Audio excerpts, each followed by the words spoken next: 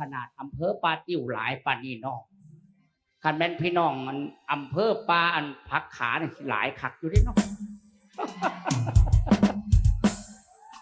สาธุผู้ขาก็คือเท่าโสม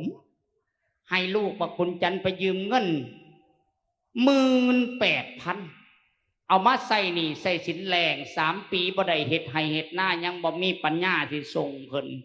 มือเศร้าก็ถามมือแรงก็ถามพอลงครูแล้วอยากได้เงินบ้า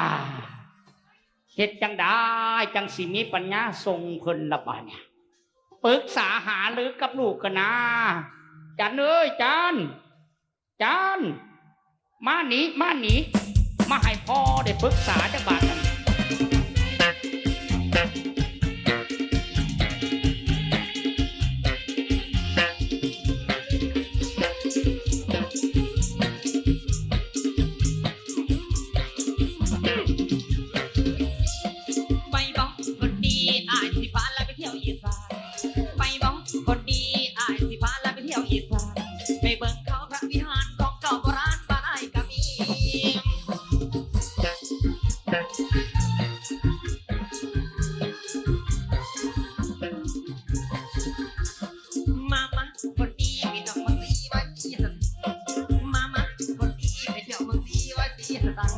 ที่พาอย่างเที่ยว